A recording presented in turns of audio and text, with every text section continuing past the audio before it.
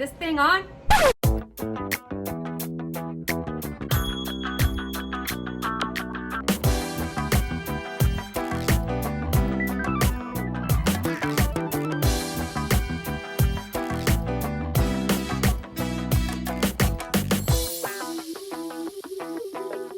Hi! Welcome to Tangent by Deborah. I'm here with my really good friends, Celeste and Laura Lee. Celeste and Laura Lee doing 3 kind of different arrangements today. 2 sort of the same and 1 different one, but it'll be fun. We'll just see what the outcome is. It'll all come together in the end, I'm sure. It always looks lovely. Everyone freaks out about flowers, but somehow it all works out. Right, girls? It's all gonna work out. Okay, so I feel like I'm yelling. There's gardeners out there, people. I have to talk louder. I'll start with Celeste and I have these box arrangements and got them on Amazon. I think it was 2 for $15, something like that. Has a plastic liner in it. We are using floral foam, the wet floral foam that comes in a brick. Comes like this. I cut them in half, put them in my bucket, soaked them. Now they're ready to go with real flowers. You don't want artificial flower floral foam. It looks similar, so be careful when you're purchasing it. You have to get the wet kind. And Laura Lee over here has this pretty round bubble vase, and it's super inexpensive as well. You can find them on Amazon, at Michael's. This is a good size. It's about a 5 or 6 inch opening, and so are our square boxes. So Laura Lee got some pretty spray roses, these tea roses. See that? And then we got these chrysanthemums, this pretty wine colored, and then some red tulips that are really cool shape. I feel like I'm far away from you guys. I'm so far away from the camera. Okay, and then we got some green boxwood greens to put in here and there for a little touch of green. Then we also got these variegated purple roses that are super pretty. They're like antique sort of color. This pink, super awesome. It's like a bright pink dual tone, like a variegated color. That's what variegated means, people. It just means that there's more than one color to it. We got some blue hydrangeas. Hydrangeas are awesome in flower arrangements because they take up a ton of space. So then your whole arrangement comes together way faster the bigger the flower you have. Here's some chrysanthemums, yellow. I got these cool yellow balls and they're super funky. I got them at Whole Foods actually. They just give a little dimension and a little cool funkiness to your arrangement. All the rest of the flowers we got at Trader Joe's today. What we're gonna do is, so for Laura Lee, you want your stems to be a couple inches taller than the top of your vase. Start with the tulips, sure. And I would kind of use almost all the tulips you want. I'm a big fan of layering it up. Kind of you start with the first layer, then you add in the next flower for the second layer, and then that kind of gives you a guide of how much to put in. So for the tulips, they have all this green. Do I take this off? Yes, so you take the bottom ones off for sure. You want to rinse off your tulips because after you take a couple leaves off, there's always dirt underneath. I'll show you with this one, people. There's dirt there. You probably can't see it. My camera's so far away. That'll show up in your water, so you kind of want to rinse them off. But yeah, and then you just let it fall. The flowers go wherever they want at first. Then, when you start getting your lattice work going together, the stems will stay where you put them, and you can really organize and make the arrangement come together. If you cut one too short, don't worry because you can always stick it up in the center or something like that. So while Laura Lee is getting her tulips in, we are going to start on our box arrangement. This is one of my favorite styles to use because the flowers stay put where you place them. They don't fall over. You kind of get an idea right away of how it's going to turn out. Celeste got these hydrangeas. You always take most of the green off. These aren't good anyways. See how they're all cut up. Throw them on the ground because we can do that here. Perfect. You can always take more green off later if you don't like all the leaves. So I would cut it about 4 inches tall. My table does. My aluminum table. So you want your stem to go down 2 inches or 1.5 inches. I would put the hydrangea kind of on the side, and this might even be too tall. It's a little bit too tall. But I would stick it in kind of near the corner, and then we'll go from there. See how that looks? We have moss to hide all the imperfections at the end if we need to. Normally what I do is I kind of make a triangle of flowers and go from there and fill in. Doesn't matter where the triangle is, you know what I mean? But you're not gonna put 2 together and then not have any on this side. Okay. Throw it on the floor. Don't worry, cleanup crew comes later. That'd be me. I'm the cleanup crew. Ooh, looks good, Laura-Lee. Thank you. Did you know this fact? Tulips are one of the only flowers that continue to grow after the stems are cut. So when you put tulips in a vase, watch. You can even like measure or have like a guide to measure the tulips when you put them in. Check them in a couple days, they'll be up to here. They're gonna like go doot, doot, doot. That's why I kind of cut tulips a little bit shorter because I know that they're gonna grow taller.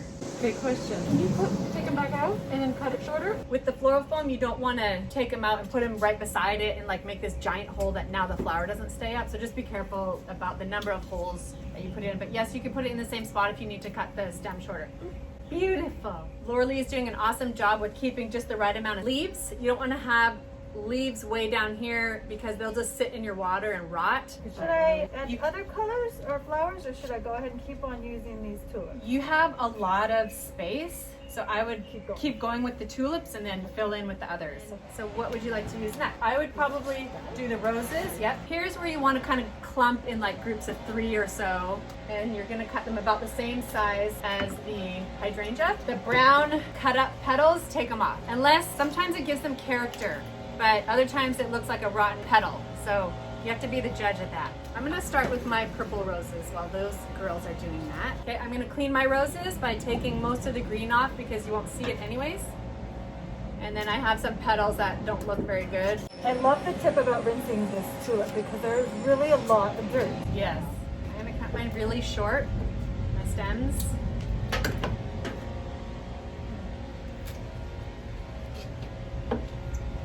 Ooh, look at this pretty open one. I have to show you. How do you guys like the gardeners next door? Do you like that sound on my video? Okay, so just showing you, I just placed 3 roses in mine. It looks kind of weird right now, but just wait and see. Okay, I'm done with my tulips. Okay, looks beautiful, just like that. You're done. I know, perfect. Let's go. Now to step it up a notch. We'll do the roses next. Okay, it comes in a grouping. I think Laura-Lee can just keep them all on the same stem because they're all around the same height. So cut your stem about the same. You can always move it if you don't like where you first placed it. Don't worry, it's not set in stone. Or with the pink, I'd balance it out. So put some right here. Always. With 3? Yeah, do a grump of 3? Do a Grump. grump of 3? I always say grump. Before. I did You grump. have grumps before. Grump is a good word. Yes. It's a new word. It means clump, people. Well, this is the episode called Gardener Guys Doing the Lawn Next Door. So, and oh, there goes the dog. It's like the freaking gardeners, the dog. Do you want to start yelling or anything? Sing a or- song for us. What are you guys doing for Lunar New Year?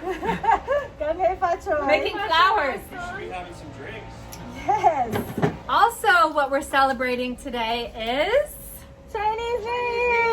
Yay! Also known as Lunar New Year. Yes. And what is the animal this year? It's the ox. Year of the ox. The year of the ox. So okay, so you can move things around, like I said before. Is that's what's going to happen. Don't forget to turn your arrangements because you forget what's going on the other side. So roses here too? I would, yep. Okay. Because you don't want only on that side. Right. You know what I mean? Pretty balanced.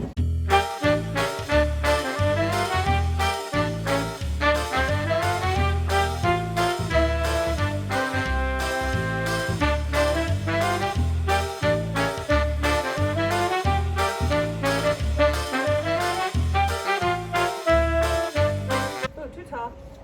Or is that Tall. okay? So the taller your stems are, the more flowers you need because it makes your arrangement so much bigger. You'll know in the beginning if you have a ton of flowers to use, then make it big and leave your stems long. If you only have a certain number of flowers, tighten it up a little bit by cutting the stems a bit shorter.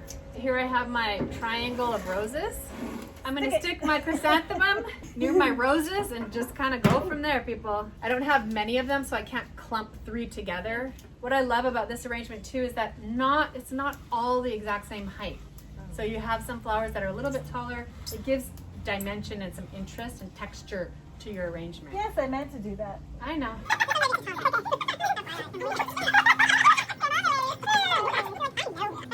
Should I use this?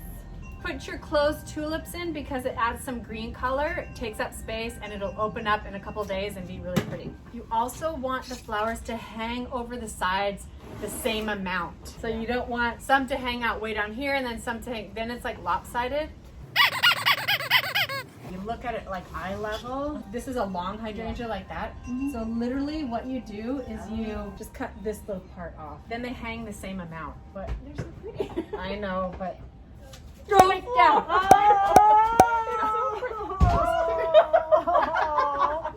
So Laura-Lee has a big long stem of this boxwood, which she's obviously not gonna just stick in like that. In order for us to utilize as much of this as we can, let's cut it and hide where we cut it and stick it in for some green where we want it. So cut it in half. Okay, so this is the part that Laura-Lee cut. Can you tell? No, you cannot. Better not. Take the greens off the bottom because you don't want them in the water. This is what I do a lot. I measure up against the container. So I literally put my stem, put it how high I want it sticking out, and then I'll cut the stem at the bottom. These ones are great little fillers and such a pretty green chartreuse green color. The heights are way too different. Pick the ones that you want. So I would do this grouping of 3 maybe. Take that one off. Cut your stem and then stick it like right in there. And then you might have to get your fingers down and grab it on this end. It just fills in that hole. Balance it out, have it like a triangle or wherever, like down here. Woo, windy up in here. We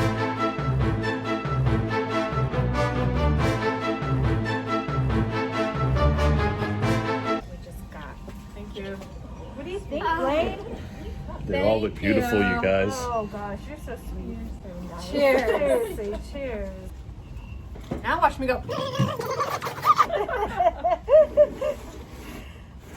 See how this side's a little bit taller than this whole side? So hold those down a little bit. You don't want them all to be exactly the same height, but you do not want one side higher than the other. And then it's that whole... Then it's not balanced. Then it's not balanced, it's lopsided. Lopsided. Okay, now I'm gonna use this carnation. Look at this beautiful, I didn't introduce the carnation in the beginning. This is a mini carnation and they're so pretty. And now I'm layering mine. First I did the roses, then I kind of did the chrysanthemums, and now I'm gonna layer it with these little pink variegated carnations.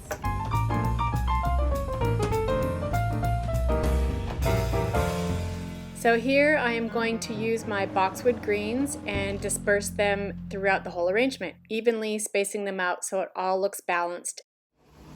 Make sure your twigs, when you're putting them in, your branches fan out in the same angle. Let me see if I'll add this pop of yellow. These are funny. These are cute. It's always nice to have a little pop of something in your arrangement.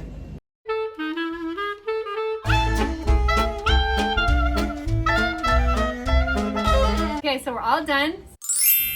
Laura-Lee's done with her vase. It's perfect. She could add a ribbon on there, tie a bow around it if it's like a super special occasion, which I think it's her Chinese New Year / Valentine's Day gift to her family, which is so cute.